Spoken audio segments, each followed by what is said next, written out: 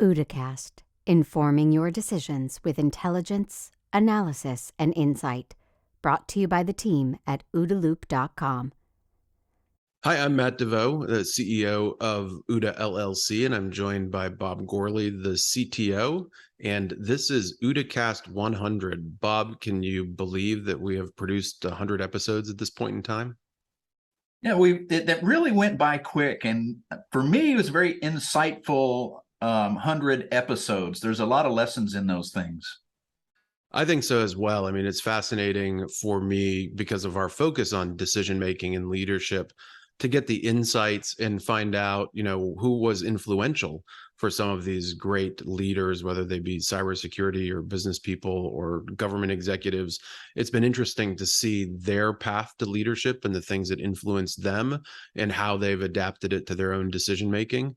So it certainly has been a valuable endeavor, I think, to get these interviews on the record and to curate that content, to understand not only their background, but how things like the OODA loop and similar mental models help them evolve into the leaders that, allow them to be very successful. All right. Do you have any favorite moments? What were some of your favorite OODA casts that you recorded over the past couple of years? One I have to mention is the joint one that you and I did with Chet Richards. Both of us had known of Chet for a long time, read his book, knew that he was an acolyte with John Boyd himself, knew he was a great leader.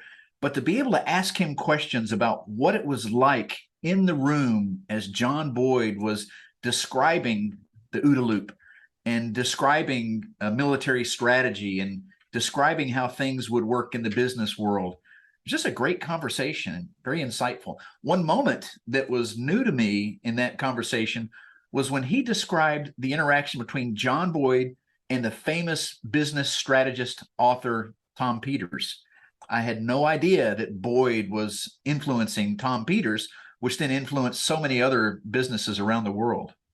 Yeah, you start to see that downstream impact. And, the phrase that kept coming through my head as we were having that conversation was, from the Hamilton musical and the room where it happened, right? We really did get that insight.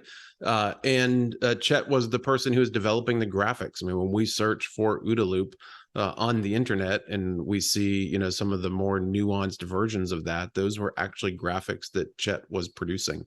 So it also, to me, demonstrated the value of having a peer network that you're able to interact with and share those ideas and have a drink and gather around a table. And that certainly seemed to benefit John Boyd. He was obviously very brilliant, but he surrounded himself by folks that were intellectually challenging him all the time. He was calling these people at all hours on the weekends and in the evenings, and that really helped advance his thinking. So for me, that also reinforces a lot of the work that we're doing with the OODA network, in that we are building those peer groups for people to share these, not only strategies around how they deal with the problems of today, but thinking through, how are we going to handle the risks and opportunities that emerge in the future. So I agree that was a ton of fun. And for historical purposes, I think we captured some really interesting and unique insights around how the OODA loop that was developed that don't exist anywhere else. So that was fun. Yeah, that was fun. Well, another one, Matt, I've had several favorite CEOs through the decades. You're one of them. You're a multiple time CEO entrepreneur. Another is John Chambers. And John had a very interesting story. He was a great sales guy. He worked at Wang and IBM. He joined Cisco as a sales guy when they were growing, but not so big. They were about $90 million in sales a year. He then took over as CEO and led them in a huge growth to be a $90 billion a year corporation. Now he's chairman emeritus. He is running a venture capital firm, investing in startups, trying to pay it forward and create companies that create jobs and are good for the economy and open society. And what I wanted to mention is something that stuck out at me was his prediction on the 2022 business environment, which so far he has nailed it. He said his gut was telling him that this year is going to be like being on a roller coaster. You'll have these high highs, and all of a sudden you'll be heading down towards the bottom, and you'll have no idea where the bottom will be, and you feel like it's going to go down forever, and then you jerk right back up and start going up again. So the roller coaster analogy, I think, so far is fitting for this year. Yeah, absolutely. It's great to see an executive too that, I don't want to say he's retired, but he's kind of moved on to a diversity of endeavors, still so engaged in what's happening in the world and still so insightful and applying the lessons that he's learned, in business and in life and helping others decode what is happening or what is going to happen in the future. I thought that was very insightful as well. All right. Another that stuck out for me was retired Admiral Bobby Ray Inman. So here's another guy who is still extremely influential. Earlier in the year, some friends of mine in the current intelligence community were emailing around a list of sayings from Bobby Ray Inman called Inman's Rules. And they're all so relevant to leadership in the intelligence community and for anybody who wants to do analysis of hard problems. And Bobby Ray Inman, I had never met in person. He was the mentor to my mentors. But to get him on a OODAcast and asked him, what are Inman's rules? And how can you put these in context for us? And do you wish that you could rewrite them? He added a new rule, by the way, he thought was so critically important, something that is causing humanity to continue to make the same mistakes over and over in analysis. And that is to beware of mirror imaging.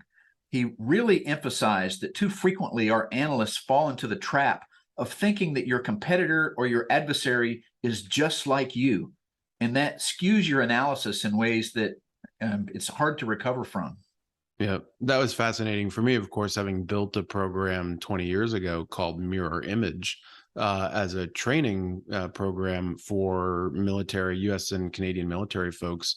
And we did law enforcement and intelligence services as well, where we actually forced them into that uncomfortable zone of behaving like the adversary, of actually mirroring the adversary to better understand them. So I can see that value, right? If we have to kind of drop our preconceptions and we have to take that perspective from the adversary's perspective if we're going to appropriately red team their potential future behavior.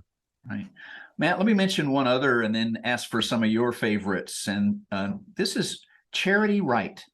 Charity Wright is an intelligence analyst, and I really enjoyed talking to her and learning from her, especially about the Chinese threat. But talking to her also helped me think back through our careers. When you and I were in the cyber world and cyber threat intelligence, we were some of the first. There were very few that were treating this like a discipline.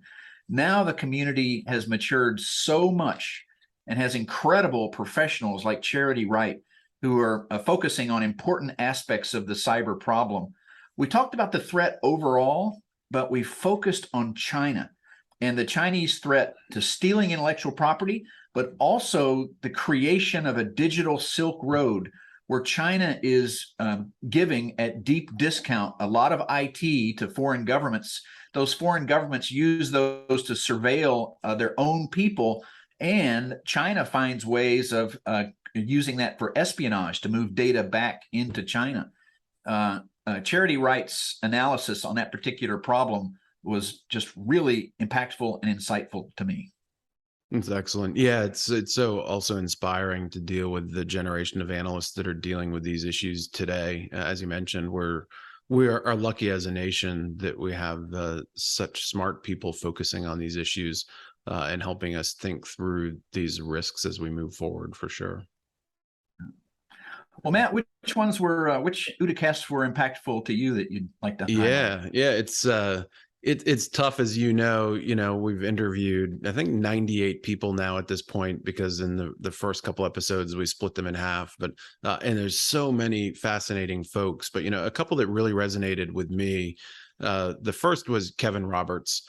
I had picked up Kevin Roberts' book 64 Shots during a time when I was kind of transitioning and taking some risks in my career, and needed like a little shot in the arm with regards to my worldview, and found that book to just be incredibly inspirational. So for me, it was fascinating to conduct the interview with him, that he was gracious enough to come on the OODAcast, but to find that, you know, his experiences and his personality kind of almost completely matched and resonated those which I experienced in the book.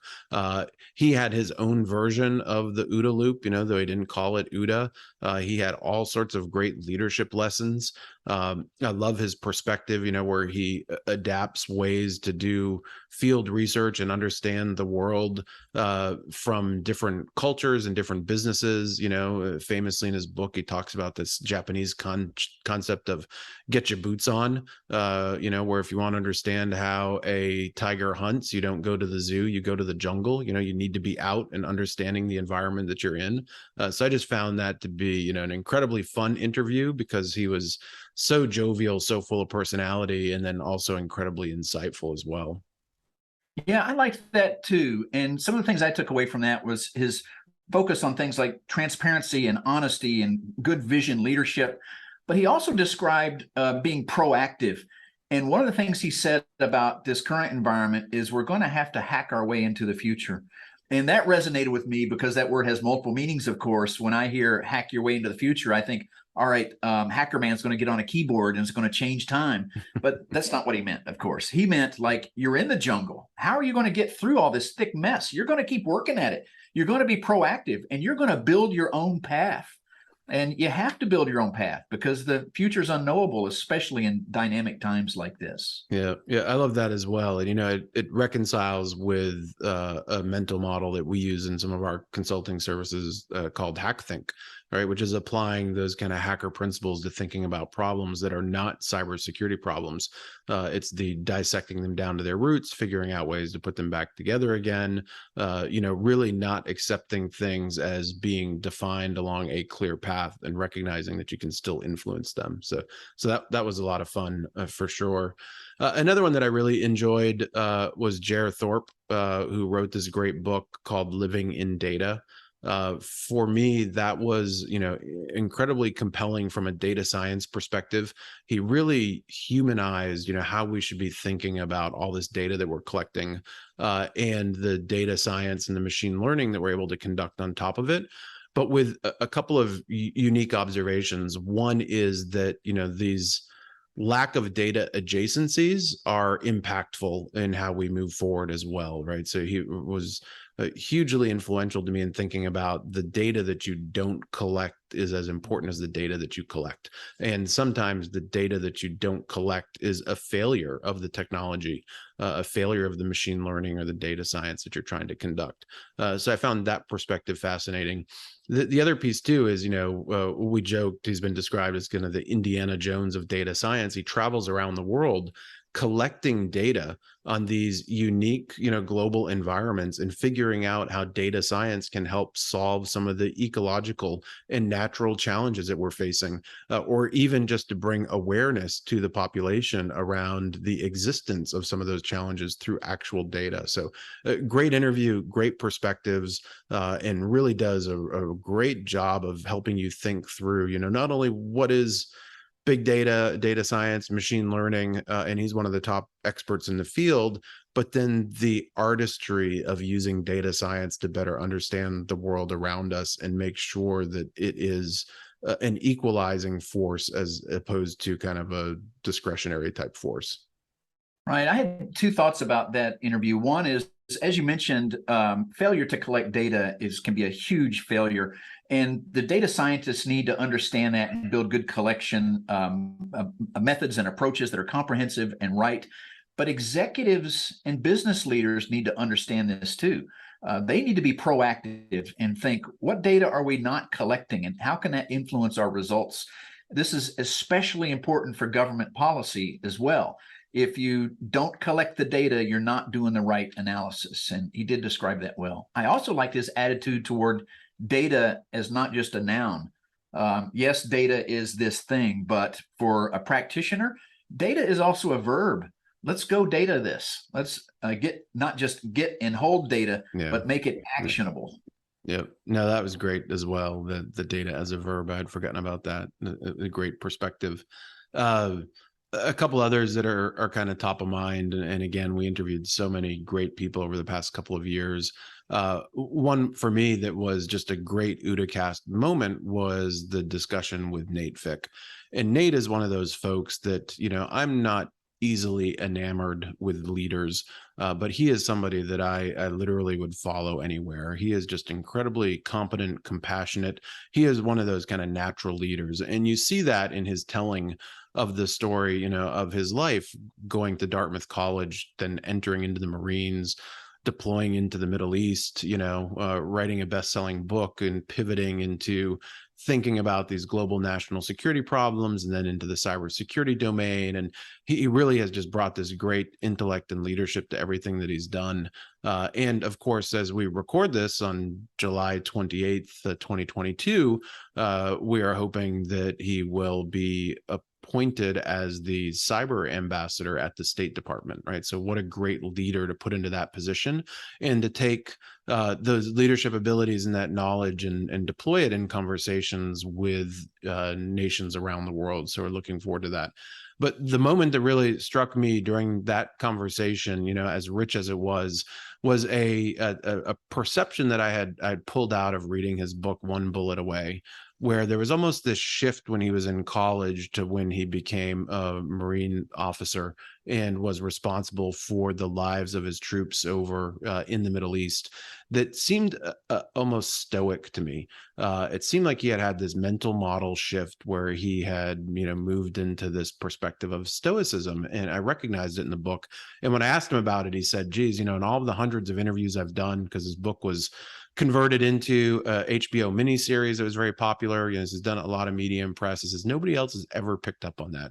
And he said, as it would happen, I actually, in my rucksack, carried a copy of Meditations by Marcus Aurelius. So that was, for me, kind of a fascinating moment to be that in tune, with the folks that we were interviewing, in this case, Nate, to have picked up on that shift in his thinking, where he did become a little bit more stoic in his perspective of the world, and that obviously influenced his leadership and his calm demeanor, and helped ensure the safety of his troops in the field. Right. Yeah, I enjoy that as well, and it is great seeing these leaders. He's not done yet. No. He will lead in government, and we haven't seen the end of Nate. He's a tremendous leader. I would follow anywhere, frankly. Yep. No, I agree. Two more that come to mind, and I imagine we could go through all 98 interviews and have highlights and insights. So it's a challenge for us to kind of pick a few to talk on this episode 100. Rick Prado, I feel like, what a unique experience for us at OODAcast. For those unfamiliar with Rick, he had a career in clandestine services, had been described by director of CIA as the closest thing to James Bond that the US has ever had. He had never done a public interview. There was no pictures that existed of him. If you Google searched for Rick Prado CIA, you came up with, unfortunate for the person, the subject out there, it came up with a photo of somebody else. And Rick finally, started to receive permission to be able to tell his story, and he chose OODAcast as the first venue to come and do an interview. So the first time that he ever gave an interview, the first time that he ever, allowed for his appearance to exist in the public domain, was on the OODAcast. And again, it was incredibly insightful. His career progression as a Peter Pan refugee from Cuba, coming over here, becoming enamored with the US and an ultimate patriot, and then, his time of service in the CIA. And the fun part, which I think is a fun success story for the OODAcast, is that I opened that OODAcast, by introducing Rick and saying, hey, Rick, your life is so compelling that it could be a best-selling book. And of course, after that OODAcast, he was able to secure a book contract, and he did become a New York Times best-selling author. He wound up number 7 on the hardcover list and number 8 in overall when you add in digital and physical copies. So it was great to see him use our OODAcast as a venue to get his story out. And it was great to see his story resonate with so many, hundreds of thousands of people when he wrote the book. Yeah, that was a great OODAcast. Great insights into his story and his way of thinking, and a great book. And to me, that book told a story that was so compelling. And then he ended it with, and I don't want to spoil it for anybody, he ended it with a couple sentences about what he really believes. And as I read those, I felt like, yeah, that entire book was building up to this, and I believe it too. And really, I don't want to spoil it for anybody. I want everybody to grab that book and read it. But you have a couple others to talk about, Matt, but it's probably a good time for me to mention that a lot of these folks wrote books. Yeah, we actually, I think we've counted, there's, over 30 books that have been written by folks we've interviewed on the OODAcast. And we will, in the show notes for this OODAcast, put the list. We put the grouping of them together on Amazon. So if you want to go peruse the books, I certainly would encourage it. So much great material there. And again, over 30 books that have been written by folks that have appeared on our show. All right. Yeah. I have, one last one, and I think it was one that resonated with both of us, and that was Michelle Wucker, and talking about this concept of a gray rhino. And I read a lot of books about risk management, as do you, Bob. We read a lot of books about business. But Michelle's book really resonated because it gave us a language to describe a category of risk that, is always a challenge in talking with these executive teams. We're very comfortable talking about the black swans, or kind of the unknown unknowns, or the things that could come in and be highly impactful, but that we can't predict. But Michelle talked about this category of risk that she referred to as the gray rhino. It's the risk that is sitting right in front of us and represents a threat that we refuse to acknowledge for one reason or another. And she steps through, some of the reasoning of why we don't confront these gray rhinos, and then provide strategies for how you can change your viewpoint to actually remove this paralysis and confront these gray rhinos that really are risks to you, mostly in a business context, but obviously can be applied at a nation state context, can be applied at an individual context. In fact, she wrote a follow-on book that was all about personal risk management, called You Are What You Risk. But for me, I know we've used it, and we've created some gray rhino references in our OODA Loop content. It really served as a great framework for thinking about those confrontable risks that need to be managed. Right. And Matt, you may recall, I'm sure you do, the very beginning of this pandemic, before it was even considered to be a pandemic, something was happening in China, and people were starting to speculate, could this be a coming black swan event? And I remember a conversation with you, and we both talked about this. No, a pandemic is not a black swan event. In fact, specifically in Taleb's book, The Black Swan, he calls out the fact that pandemics are not black swan event. You expect those. Yeah. And when you interviewed Michelle Wucker and you asked her views on the COVID pandemic, she became so animated and said, this is exactly what I'm talking about. This is a gray rhino. Everybody knew there was a risk of a pandemic. And she talked about the Bill Gates videos and the stand-up of things in government to mitigate the impact of this. And it became I think, one of the most animated parts of that video. Yeah, absolutely. Yeah, and that perspective resonated with me. Jim Miller, who is also another great OODAcast that we recorded, and I had, 20 years ago now, a little under 20 years ago, done the defense adaptive red teams, and one of the key themes that we looked at and developed plans for were pandemics. So it was a risk that was acknowledged. We actually had done pre-planning about how we would respond to it. So I think for those of us that had been involved so heavily in that, it really was catching us off guard with regards to the inadequacy of the response, the refusal to kind of follow the playbooks, take advantage of the expertise that existed out there. I think that's a classic kind of gray rhino. We knew it was coming, and we, when it emerged, in reality, we didn't confront it appropriately. Right. And that'll be a case study for decades, if not hundreds of years, I imagine, at this point. I think you're right. So this is great. So OODAcast 100, I encourage everybody to go back and watch the episodes that they've missed. There really are some incredible interviews there. to check out the books that have been written by the OODAcast folks.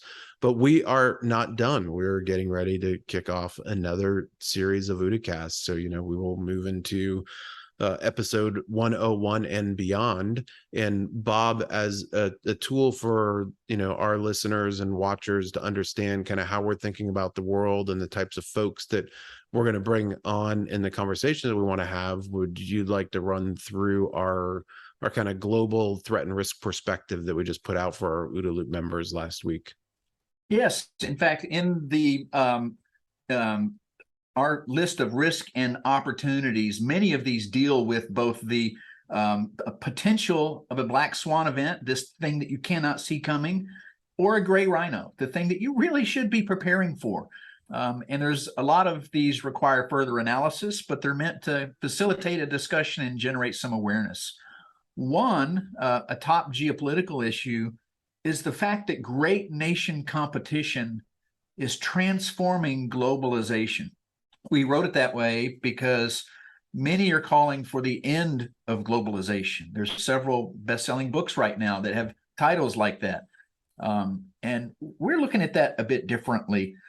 Globalization will certainly change and evolve, but there's no indication of a real collapse of globalization yet. Matt, do you have views on that? Yeah, I would tend to agree. I think we definitely are seeing, new lines being drawn, new alliances, maybe a little bit more of a global perspective on what is right and wrong and what is accepted behavior and how powerful nations use that power, and what norms are acceptable. And if anything, I think that, globalization allows us for a more rapid collective decision-making. If you look at the response to the Russia invasion of Ukraine, it was fairly swift, and it was very coordinated and involved public and private sector participation. So I think you could argue that that type of response that, although it didn't deter the activity in of itself, certainly set the table stakes for how globalization impacts collective decision-making and collective risk management and collective norms around behaviors. So I agree. I think things are shifting. The world is way too interconnected by way of economies, supply chains, technology and communications and transportation for there to be an end of globalization. For me, an end of globalization is a zombie apocalypse where we can no longer fly and see people and we can no longer connect to the internet. But it is going to transform. And I think it is going to transform based on different perspectives around behavioral norms and what we're willing to accept, as collective nations. Yeah, and clearly business leaders should continue to assess their supply chains, their dependencies on others, and continue to take action to mitigate risk in this world of great nation competition.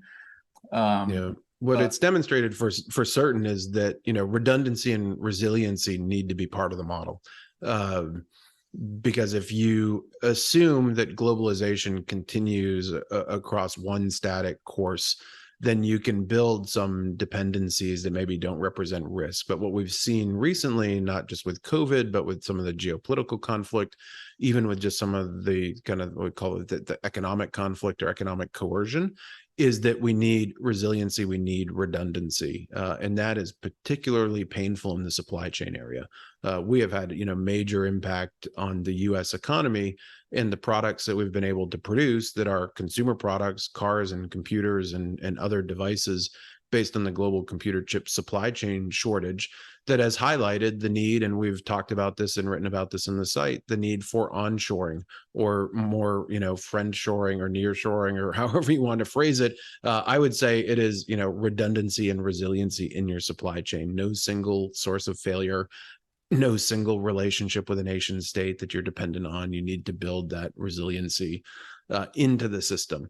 And we need to remember too, and this came up during our OODA network strata game on the global computer chip supply chain issue, excuse me, that while an observation of car lots being empty because Ford or Toyota or whomever can't get the chips to build and complete those cars is something that it confronts us. You drive down the road and you see this. Oh my gosh, the Toyota lot is empty.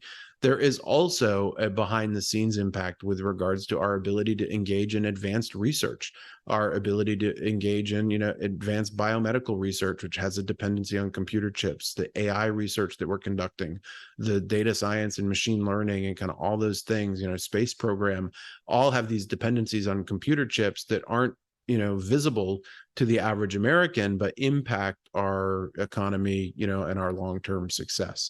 So we need to be aware of the fact that the risks are not just the ones that you see at the Toyota lot and Walmart or Best Buy, that they actually impact our, long-term gross national product and ability to resiliently engage in technology development as well.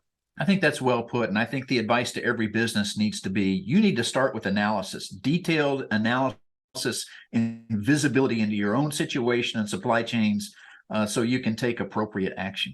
Absolutely. And, we're big fans and we talk about it, that you need to use the strategic tabletops and, war games or strata games as a tool. Because if you only ever envision your decision-making with one potential path in the future, you're going to be subjected to a lot of gray swans that become black swans for you, or black swans, or potential impacts based on behaviors outside your direct control. So you need to develop resiliency in your thinking, and you need to be thinking about kind of multiple outcomes. There are multiple paths that the world could take, and you need to understand what the risks and the successes look like around all of those paths and plan accordingly, or at least build the resiliency in your planning to be able to pursue multiple courses of reality. Right. Matt, let's talk about food and food security too. You can think of food as a product, or you can think of food as a supply chain, but food is something far more important. Food is substance. You have to have it to keep going, and you want to have it. And right now, because of all these pressures in the world, plus extreme weather, plus breakdowns in a lot of the suppliers of grain, including Russia and what they've done to Ukraine, there's a lot of indications that there's going to be famine. More famine than usual in just about every continent. Now, in the U.S., I think we will have it better than most, even though throughout the Midwest and the West, there's been a drought. We still are an overall food producer.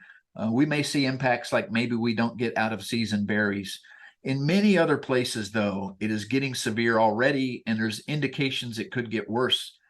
Sri Lanka, for example, riots there have resulted in the prime minister having to flee the country. In Argentina, with over 70% inflation, people cannot afford to buy the food they used to. Throughout North Africa, there are indications of coming famine. So this is getting very serious. And in our one of our monthly member meetings, we talked about this. And although the general assessment was that humanity has gotten through famines before, humanity will endure.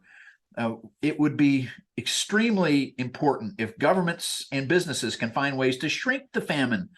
And I think there are smart solutions out there. It's just a matter of leadership to help improve the situation. And this includes distributing food better, quicker, faster, creating new ways to build fertilizers, because previous fertilizer supplies are drying up, and taking other actions like creating more vertical farms that produce more food smarter for less energy.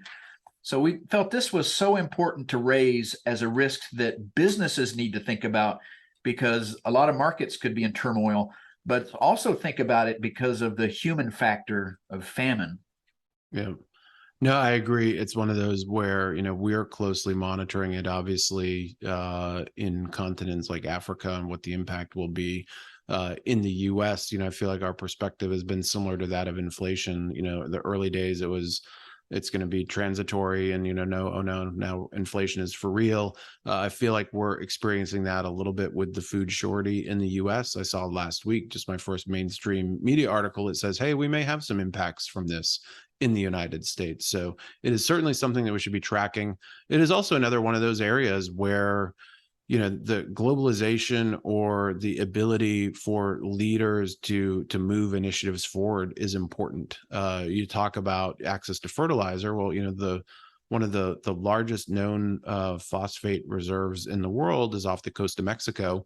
It has been unmined for half a decade because it's tied up in NAFTA arbitration over who gets to mine it. Where the government's trying to nationalize it despite somebody else owning the mineral rights there.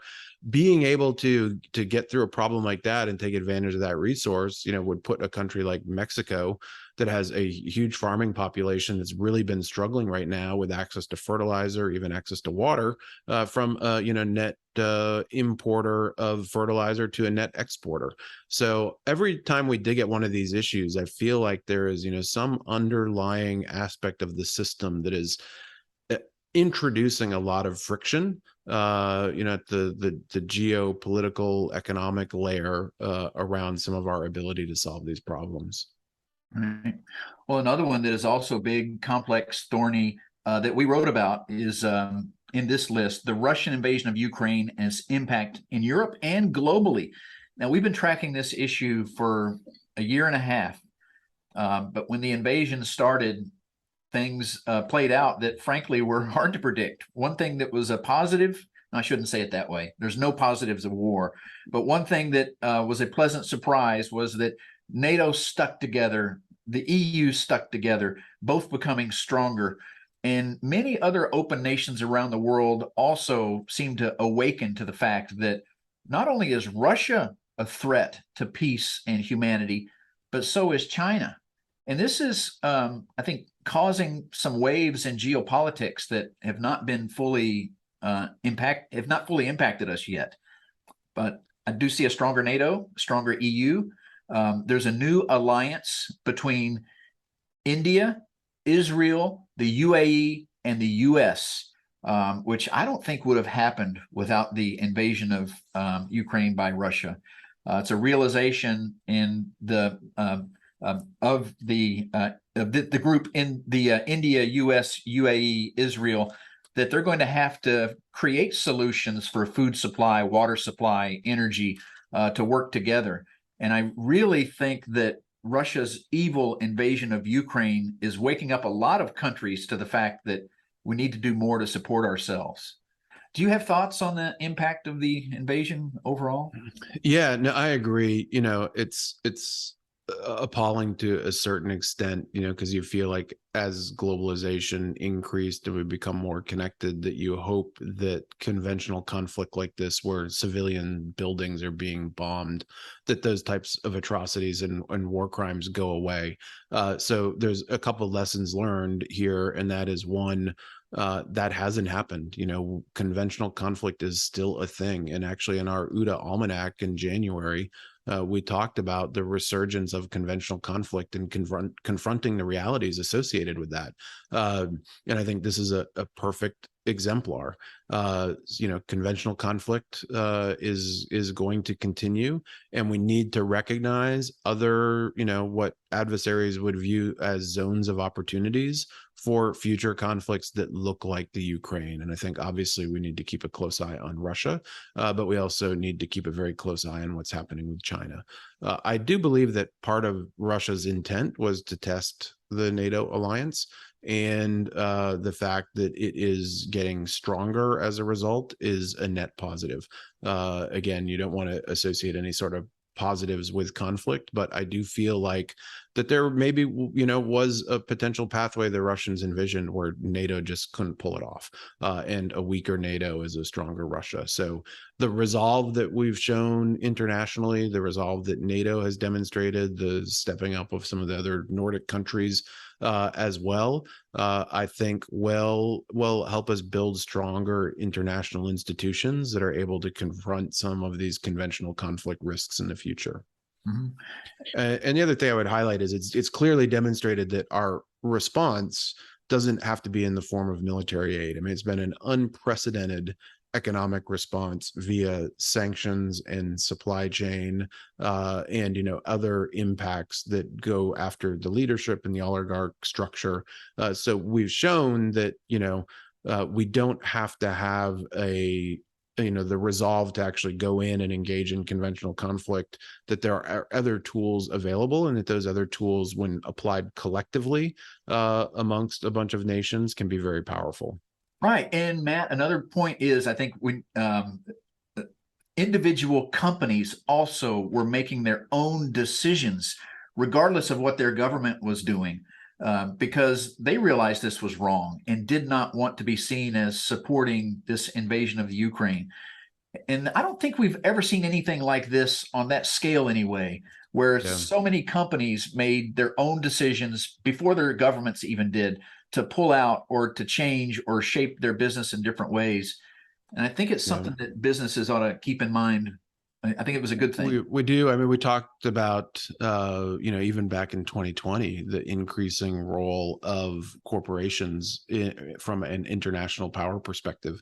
It has a lot of analogies with science fiction, right? We're not living in a Neil Stephenson world right now, where we're declaring citizenship to, a taco shop or whatnot. But we did see this during COVID as well, right? As an early indicator, a lot of the large companies, particularly the tech companies, took action before the government did. They provided for, emergency bonuses and things to help employees survive prior to the government issuing subsidies.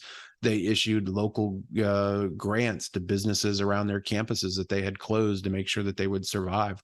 So we are seeing, this increased role of corporations in national and international politics. And I think the situation in Russia was just a further articulation and strengthening of that. Right.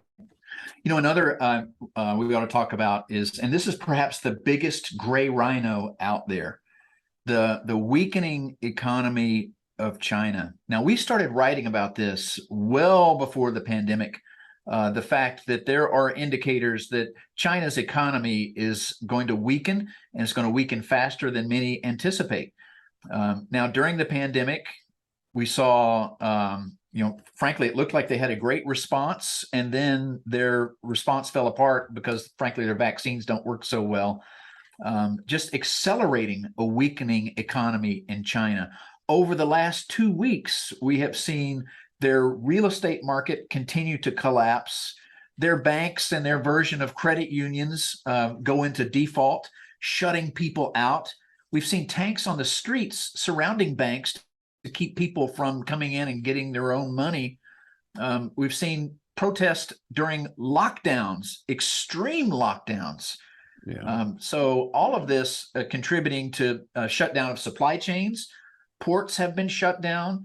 And this is on top of the fact that China already is facing a demographic time bomb, where more and more of the older generation have to be supported by fewer and fewer of the younger generation, which means long-term, things are not looking good for China. Short-term, things are looking bad. And this is important to think about, because the number one driving force for the Communist Party of China is to maintain power over their populace. And if they can't feed and support their populace, it could be a threat to the party. If there's a threat to the party, they will try anything. They will do anything to stay in power. And it really is a situation that bears watching. Yeah, I agree. This is one, though, where I see multiple pathways, right? What we've seen is, an authoritarian version of capitalism. And while that was successful when you could, not have the transparency from the global market perspective, they were able to use that to rapidly grow the economy. And now that there's, more transparency required, now that there is more interconnectivity and supply chain and interdependencies, it's given the world a view with regards to, maybe the scaffolding that's holding the roof up on the Chinese economy. And there's definitely risk there associated with that further deterioration. there, two other angles that for me personally that I track as it relates to that is one, desperate times allow for desperate measures. So if the economy continues to deteriorate, I think it increases the potential for regional conflict, because they will do something to kind of demonstrate their great military power, and they certainly have focused on that over the past couple of decades as well. But then I would paint, if we're doing our scenario planning, I would paint a picture where we say, okay, there are definitely issues there. There are definitely problems to confront, but they are a pretty robust and resilient society. And maybe there is a way for them to adapt out of this. Now, it will require a little bit of a shift in leadership, a little bit of a shift in focus, but I do see a pathway out based on, just how productive they've been able to become, just how quickly they've been able to transition people from these kind of rural farming subsistence jobs to contributing to the overall economy. So there is, if well managed, I think a potential scenario here where they do carve their way out of this, and build some additional resiliency, whether that is something that is allowed to transpire under the current leadership regime, the current leadership structure, I think remains to be seen. But I think there's probably two net negatives and a net positive, in my outlook on the Chinese economy. Well, maybe this kind of thing calls out for some scenario planning where maybe it's another workshop in a strata game where we come up with several realistic futures that could unfold here, and then look for pros and cons and actions we should take based on those to inform business decisions, because it is going to be very hard to predict, which means scenario planning is probably an important step. Yeah. For me, the most interesting, issue around China is what set of circumstances keeps them in check with regards to, conflict in the region and expansion of the regime. That to me, I think, is kind of one of the number one questions that remains to be answered. The response to Russia invading the Ukraine, I think, has provided a bit of a deterrence because they recognize it would be a very painful path, and maybe they want to suffer the pain because they feel like the end state outcome would be worthwhile. But I think the calculus has probably certainly changed for them over the past 6 months with regards to some of their regional, expansionist initiatives. That's one where, of course, I don't know. But it could be that Xi looks at Putin and sees that Putin has never been stronger and more solidified in power. And so maybe adventurism overseas, maybe an invasion of Vietnam might solidify his power. And it's the kind of maybes we need to think. And that's the risk with authoritarian regimes and centralization of power, right? And we saw that with Putin. And that's another great OODAcast that we did with Scott Shoemate, where we did the psychological profile of Putin. It is tough when you have a global geopolitical environment that is so dependent on single personalities, right? Like, it is almost incredible to me that we would have two, global powerful nations, the different scales of power, where the centralization of the decision making is so singular. And that certainly represents a risk because you're at the whims of those individual leaders, the lessons that they're learning from what's happening in the world. It becomes harder to predict the activities of a system if it's comprised of an individual as opposed to a collective of individuals, and some transparency that is associated with that. Right. Let me mention another one, Matt, and this is one that our OODA network member, Dr. John Sullivan, has really helped bring some visibility to and understanding to, and that is the fact that there's a convergence in many parts of the world, a convergence of crime, insurgency, corruption, and extremism. And this convergence is being driven by technologies. So it's a networked extremism plus the convergence of crime, insurgency, and corruption. Businesses need to be aware of this because it could transform the threat environment. It can also, this kind of corruption can influence policy in regions, unfortunately, influence markets. It can also impact your own workforce. And so it really requires tracking and thinking this convergence of crime, insurgency, corruption, and network extremism. Now, I know you followed this for decades as well, but What do you see in this trend? Yeah, no, absolutely. I mean, it's a trend line, which I think is one that is fairly easy to predict. I don't think we have potential alternative pathways, and that is that we are going to see additional convergence, and it will be a lot of technology-driven convergence. And if I'm a CEO, I need to understand where that convergence, again, as you mentioned, might impact me from a risk perspective, but also need to start thinking about the technology risk associated with that. Is there a way for a bad actor to get access to my supply chain to understand where they're going to hijack trucks that have high value pharmaceuticals and things of that sort, right? This convergence of this criminal actor space and this more interconnected marketplace associated with illicit goods and crimes and drugs, et cetera, is only becoming more robust. So it's definitely something I would continue to track. I know I'll certainly be relying on John's insights as we move forward to understand, how that is increasing over time. Right. Well, let's move to some cyber risk trends. One that we put in our report was this dynamic now between geopolitical risk and cyber risk. Now, you and I have tracked this for a long time. Back in the mid 90s in the Bosnian wars, there were minor hacks, but that was not really a major cyber movement. For me, it was the Hainan Island incident when a US P3 was forced down in 2001. Watching the hacking around that was different and new. Clearly state-sponsored hackers and groups. And ever since then, for the last 20 years, we've seen more and more connection between geopolitical events, state-sponsored cyber conflict, and state-sponsored cyber manipulation. And clearly, this trend is just accelerating, which means all these geopolitical issues we just reviewed are going to have cyber components.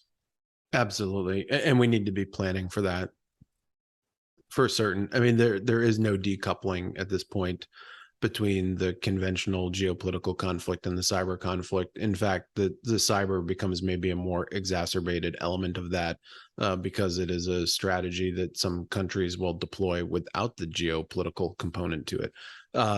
Luckily, I also feel like from our collective defense perspective, we're getting a little bit better at state-led response. I've been incredibly impressed with the work that CISA has been doing under the leadership of Jen Easterly with the Shields Up program and the critical vulnerability database and just the outreach that they're conducting with the private sector, because this is one of those issues where your headquarters is probably never going to be faced with a foreign adversary's tank trying to blow off its doors, unless you have a large geopolitical risky footprint in your business.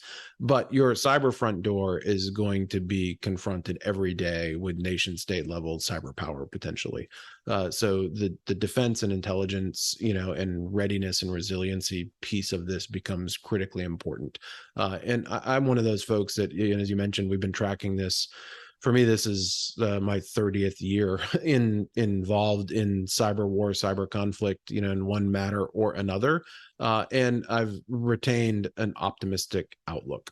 We are building these new technologies. We need to build more security into the system, but we certainly are understanding the role that they play in national security. And I feel like now bringing in the leadership and the approaches that are helping us improve our collective defense overall.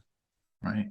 So if you're a business and you're not paying attention to what CISA is doing and the information that they're putting out, just as an exemplar of one organization, it's kind of shame on you. That is your shield against the gray rhino that you should be taking advantage of. Absolutely. And then one in particular that we call out in our report is ransomware and how ransomware is evolving and will continue to evolve. The technology of ransomware is evolving, becoming more sophisticated.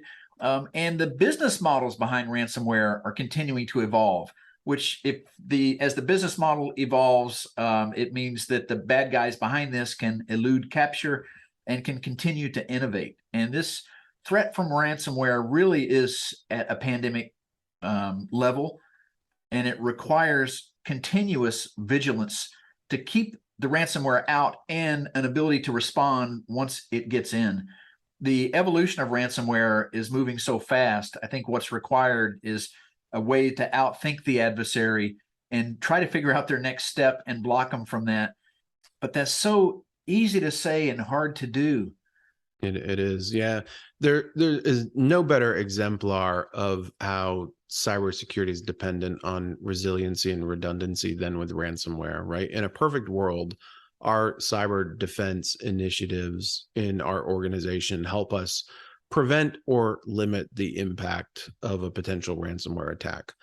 However, if that's what you're solely relying on, you might be subject to some very unpleasant surprises where there are new vulnerabilities that are released or new capabilities. And really, the way to have a more robust defense posture is to make sure you have that resiliency and the redundancy, that you have an ability to recover, that the data is stored somewhere that is protected from the ransomware attack. And yes, it becomes an inconvenience, and yes, it becomes costly to respond to, but it doesn't become catastrophic. I think the issue that we're facing right now with the current ransomware problem is that when ransomware targets some of these organizations, it is incredibly consequential or catastrophic because they don't have a recovery plan. They're dependent on paying the ransomware. They're dependent on, some sort of third-party incident response to help them navigate through this. And a lot of times there isn't a clear path if you don't have that redundancy and that resiliency built in. And also it is one where we need to capitalize on the establishment of some of these international norms around conflict and crime, and do a better job of kind of, putting pressure on the financial structure ecosystem associated with ransomware. The cryptocurrency environment was a huge boon for the ransomware industry. I've talked about that on prior OODAcasts. But at the end of the day, despite how robust that, environment has been built, and I know that's a topic for future discussion, these actors want to move their money into regimes that are stable and economic institutions that are stable. So there's more that we can be doing to track and kind of squish the outflows of ransomware, where it gets stuck inside a cryptocurrency, or it's not able to move, or we have full transparency on where it is moving, and applying appropriate pressure from a law enforcement perspective to make sure that we target some of these threat actors. Right. Another that I think you put very well on the topic of innovation is the lack of security innovation perpetuates continuous attacker advantage. Yeah.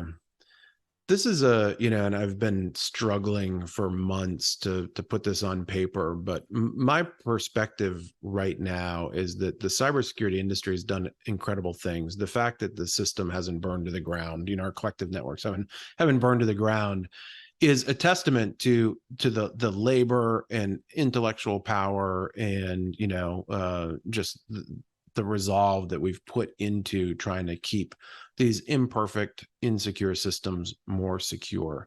But if we're honest and reflect back over the past 20 years, my argument would be that we've been in the middle of a cyber winter. We have really not sufficiently innovated our cybersecurity approaches.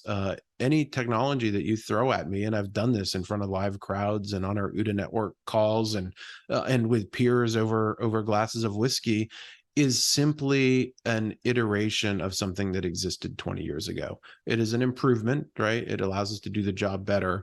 But really what I feel like, if we're going to make sure that the system doesn't burn to the ground, is we need entirely new approaches.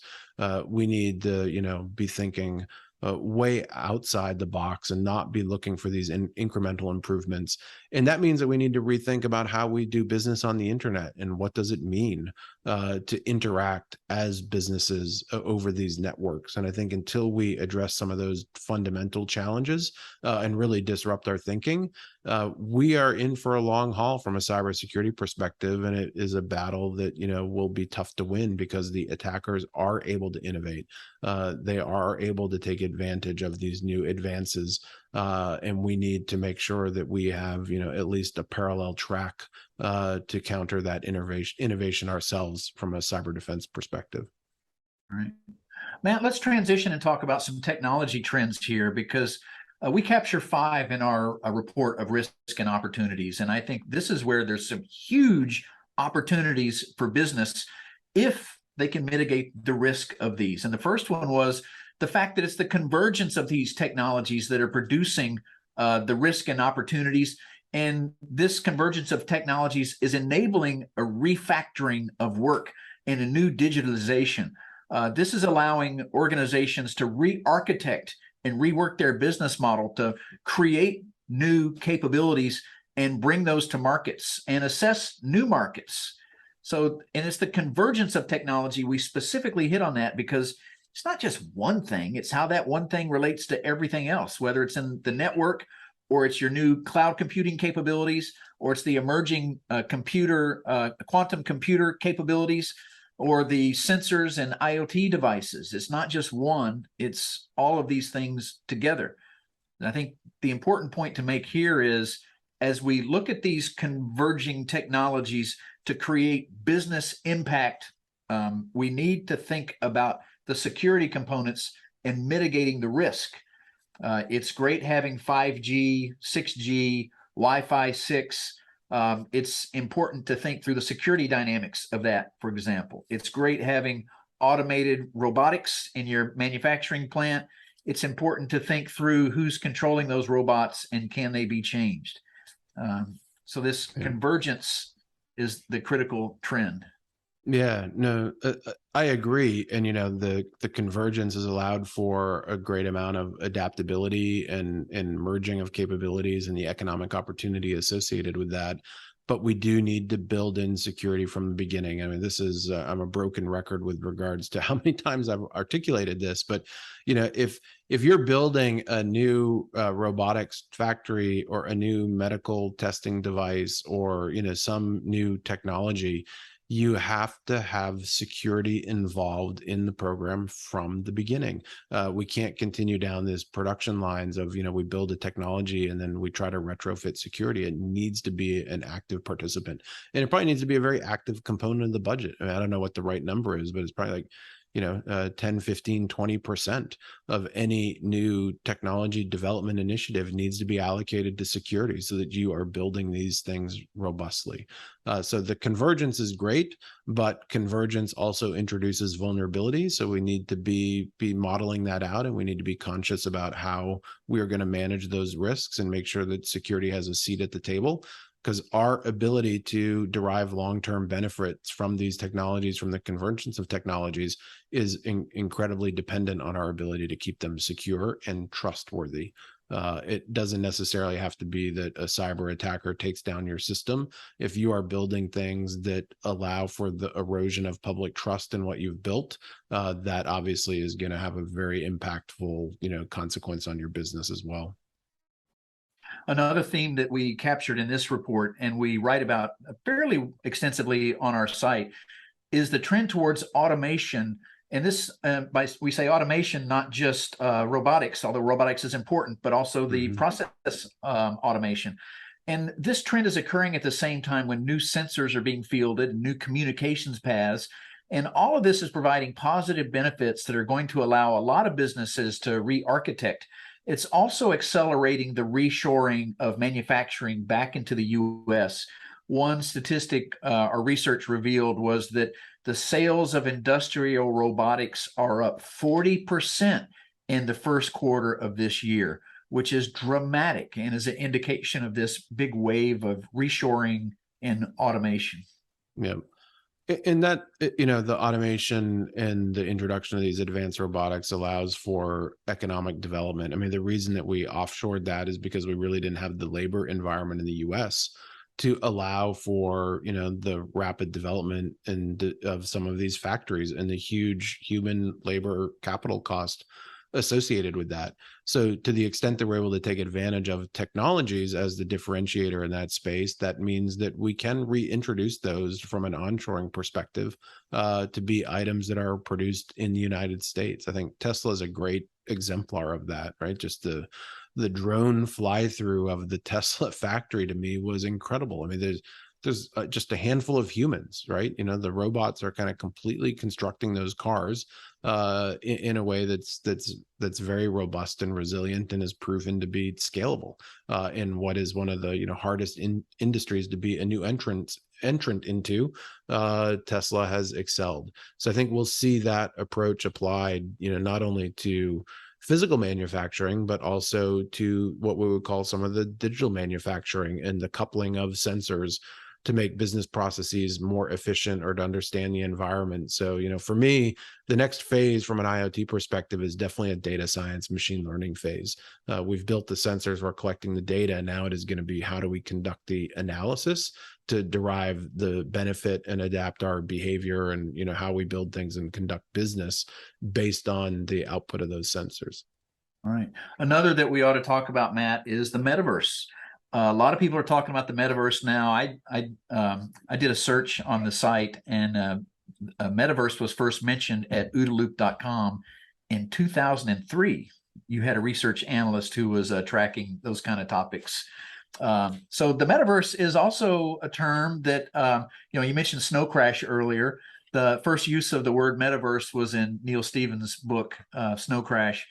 And then a lot of folks now got excited about the concept when Mark Zuckerberg said he was going to transition Facebook to be a metaverse company. There's a lot of investment occurring right now to build this next generation of the internet. We have been writing about the vision, what it can be, how businesses can move to there, and some of the risk associated with the metaverse, including new ways of conducting crime. But it's the business impact that I like to focus on. New ways of doing commerce, new ways of exchanging value, and new ways of doing analysis, as well as new ways of enjoying life and having entertainment. Yeah, we're, obviously still early stages of the developments are kind of rapidly accelerating. And I think we'll see new entrants, from a metaverse defined as a fully immersed environment, but then a metaverse that is also serves as an overlay for the real world, through the augmented reality and some of those technologies. Lots of thoughts here. I think the impact on business will be relatively profound, especially in a post-pandemic world where we do have, this ability to work from home. But what we found is that the working from home and the interacting over Zoom, et cetera, lacks some of that human component, that human interaction. And I think the metaverse will be viewed as a way to collaborate and engage in brainstorming and communication and the other ways that are a little bit more productive than just a 2D interface. Huge privacy and security implications, though, as well. I mean, we're concerned about how our mobile devices are tracking us now. We're concerned about how cookies are tracking us from website to website, and what some of these, big e-commerce sites are doing with our data. That level of data privacy impact in the metaverse is even more profound. Now you have the ability to track somebody's gaze, where their eyes are, and where that exactly correlates to what they're seeing in the metaverse, and that'll be used to not only understand them from a psychological perspective, but to manipulate them from a consumer perspective. So from my viewpoint, the best advances in the metaverse are going to be coupled with another item that's on our list, which is the blockchain technologies, which will allow us to maybe introduce technologies that have a little bit more digital self-sovereignty associated with them. John, Rob, and I had great OODAcast where we talked about digital self-sovereignty, so I'd encourage people to go watch that. It's come up on other OODAcasts as well. But I think we need to build those types of capabilities into the system where I interact in the metaverse, but I've got granular controls over the data that's collected about me and how it's used. And the other piece of it too is, how do we represent property, and the blockchain is showing itself to be fairly robust component of that, not only for what does property look like, here I have a piece of land on a street, but what intellectual property looks like. How do I authenticate that I am wearing real Nike sneakers in the metaverse? Well, it's because those sneakers are an NFT that is verifiable and they were minted by Nike itself, right? So lots of interesting things that are going to happen there. I still, think that we're a ways away from a comfortable immersive environment, but I think the augmented component of that, where maybe you're overlaying in your current view an element of the metaverse, or you have this blended convergence of the physical and digital world, I think becomes interesting. I was an early Google Glass user, as part of that early adopter program. I love the technology, and I see that that's coming out again. Microsoft obviously has their HoloLens initiative. It's alleged that Apple has augmented reality. So I think that'll be the stutter step. And then my last point on the economic opportunity associated with metaverse, I don't get real excited about the companies that are building the metaverse environments, the people that are giving me the avatars and creating the conference room for me to sit in. What I think becomes fascinating is those companies that are going to focus on the API layer with real world data. How do I pull in the data about Bob Gourley? Because either I recognized his face through my Google Glass augmented reality, or I'm interacting with him in the metaverse. Or how do I build it? Data, almost Oracle type data, like we see with the chain link in the blockchain world, that allows me to interact with the real world while being in the metaverse. So I think there'll be a fascinating suite of technologies that emerge there over the near term that'll be fun to watch as well. All right. Well, let me just say that, we don't have the metaverse yet, but we have hints of what is coming. For example, Fortnite is not the universe, but man, it's a huge hint at things that are coming. And same with Roblox. And another early hint was Second Life, which is still around. And I wanted to mention Second Life because they were also a pioneer in a digital store of value. They were Linden dollars, as you recall. And so this is an early attempt at like a cryptocurrency. But the problem is that is just in Second Life. Mm-hmm. We need an interoperable store of value that will cut across the entire metaverse. And that is where the cryptocurrencies come in, something that can be easily exchanged if it's not the single common denominator, which leads to another assessment in our list of technologies here. You phrased this one as creative destruction in the blockchain environments is your description of what's happening now. Yeah. One last transition thought, now that you mentioned Second Life, the reason Second Life was so successful years ago wasn't because I could log into Second Life and play a game. It was because they just presented you with a virtual representation of a world to do what you will. So people built nightclubs, IBM built an island for people to collaborate, universities built campuses. There was no defined right way to exist in Second Life. There was no defined path with what you should do. So I think the successful metaverse technologies that get adopted will be ones that mimic that. We're going to want to replicate what we do in the real world in the metaverse. So sure, we're going to want to play games and watch movies and do that fun sort of stuff, but it's going to be the collaboration and the real world kind of sense of existence is going to be interesting.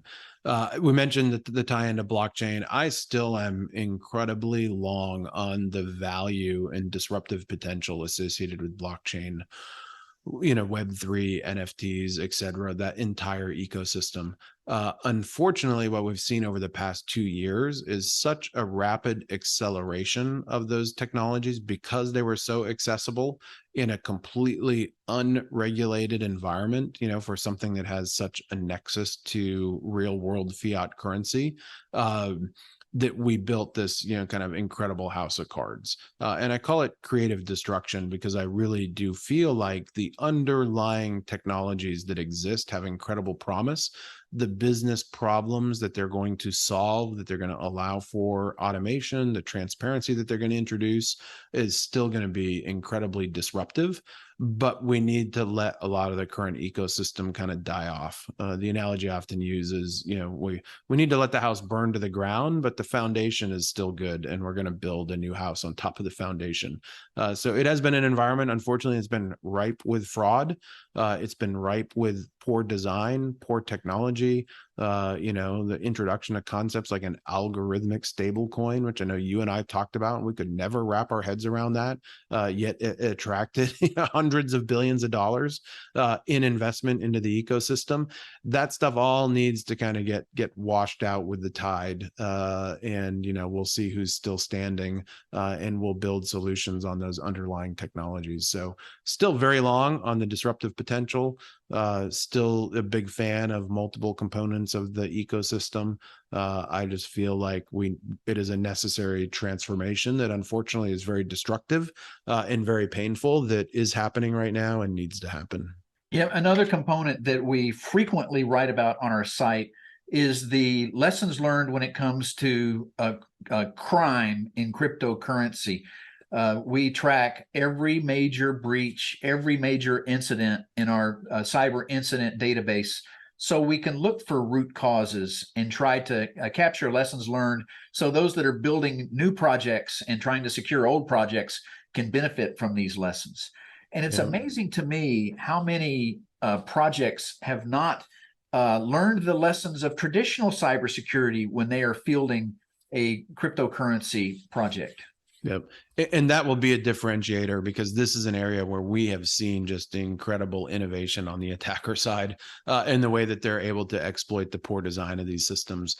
It comes back, and if you hang out with us and the OODA network enough, this is a recurring theme. We talked about this 4 years ago with the emergence of a lot of these corporate AI initiatives, that there is tremendous benefit to be derived from those technologies, but that you have to build the security in from the beginning. And back then, we provided a roadmap for how do you think about security in AI to make sure that you're able to derive the business benefits, but then minimize the vulnerability and the risk associated with that. And some of them are just lessons learned from 20 years of securing critical infrastructure, because a system running AI is still a system that has an operating system and has network connectivity and pathways that you need to secure, and there are common methods that we'll use to do so. Some of them are a little bit more innovative, securing robustness of the algorithms that you're using in your machine learning, the resiliency and integrity of the training data, right? So we provided this model for how you need to think about cybersecurity and AI. We have also provided a similar model for how you think about cybersecurity and blockchain and Web3. And again, it's those same types of foundational elements.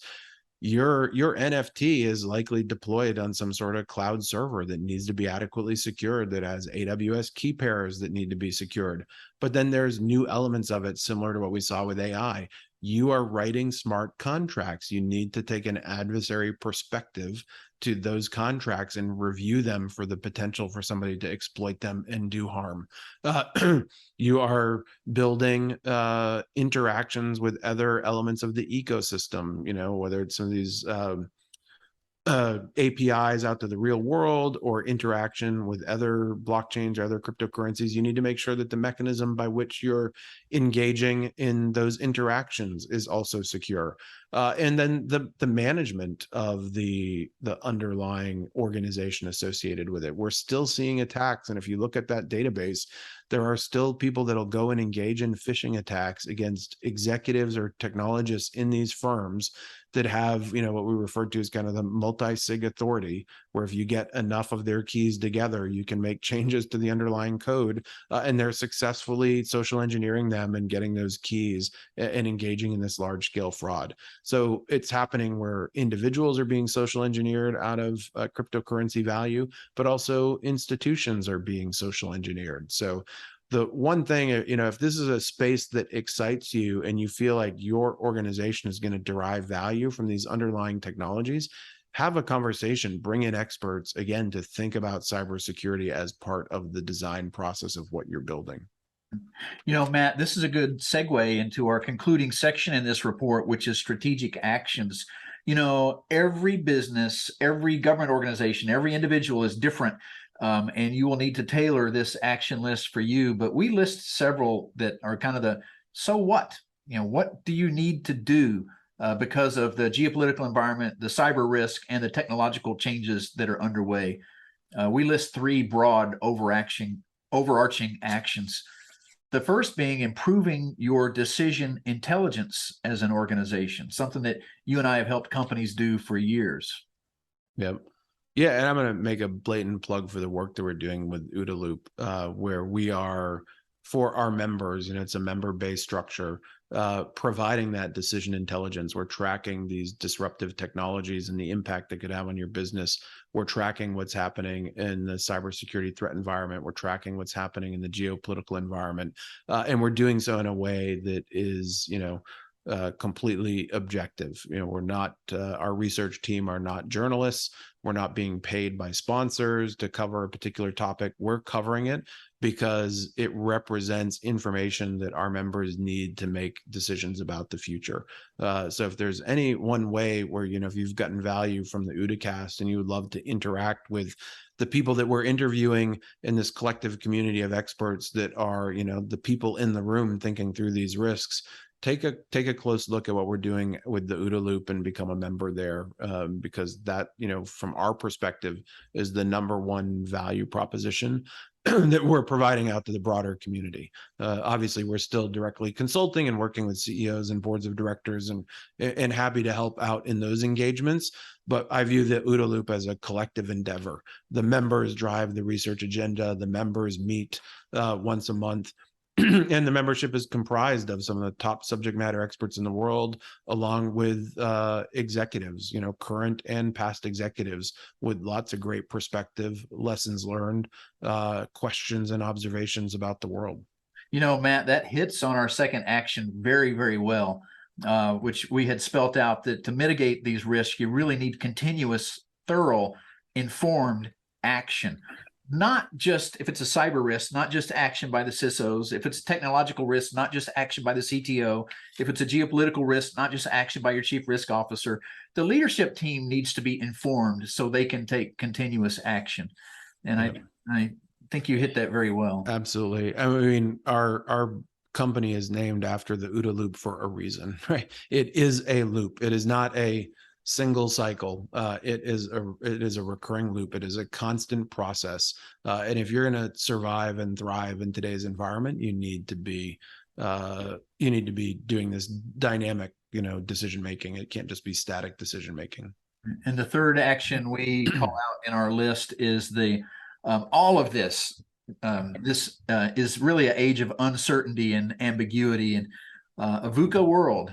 All of this says scenario planning is of critical importance to informing your actions.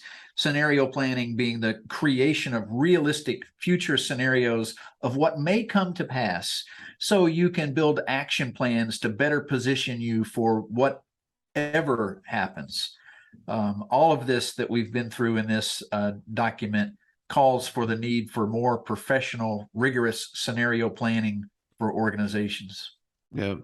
Yeah. And, it's, we have the quote on our OODA.com website, right? That, all of our information is about the past and all of our decisions are about the future.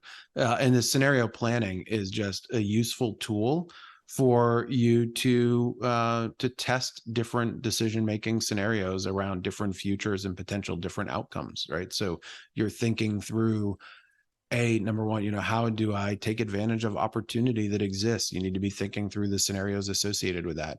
How do I manage the risks that I'm going to be confronted with? Thinking through what those risks are, what those future environments look like, and what actions do I need to be taking now in order to confront and manage those risks.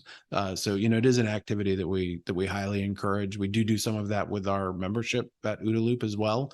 We did what I thought was an incredibly robust strata game on the global computer chip supply chain, and also in our monthly meetings confronting some of these issues with the membership, just in ad hoc conversations and thinking about these future scenarios. So it definitely is a tool I feel like organizations should be taking advantage of. The cost to potential downstream impact, is exponential. You're not paying a lot to think through these scenarios, how you would make decisions, how you manage for future risk based on the risks you're able to avoid and the opportunities that you're able to exploit. Right. And I guess, Bob, in closing, and amazingly, we went 90 minutes, and I bet we could go another 90 minutes just talking about the great OODAcast. First, thanks everybody for your support. We encourage you to subscribe. If you're just an occasional watcher of the OODAcast, that's fine. But if you subscribe, it helps us expose new audiences, because we are dependent, as all others are, on the YouTube algorithms and people associating us, with other content that they're finding valuable. So we certainly would encourage you to do that. Check out what we're doing at OODA Loop. Check out the list of books written by our OODAcast authors. Certainly some incredible knowledge contained in there. And lastly, on October 18th, we're going to bring this collective community together for OODAcon. For those unfamiliar, we were planning to hold an OODAcon in March of 2020 and had to cancel it. And we've been keeping people excited and informed, and drawing on this perspectives of all these great folks that we're interviewing through OODAcast. But the reality is that if you want to meet them in person and see them on stage and talk about what the issues and risks and opportunities are over the next 5 to 10 years, come join us in the Washington, D.C. area on October 18th, because that's what we'll be focusing on. So, the details around OODAcast are at ooda.com, and we'll also link them in the show notes below. So thanks, Bob. This was a great conversation, and I look forward to recording our episode 200 look back. All right. Thanks, Matt. Take care. Thanks for listening to this OODA Loop production. For the latest analysis on cybersecurity, technology, and global risks, please visit www.oodaloop.com.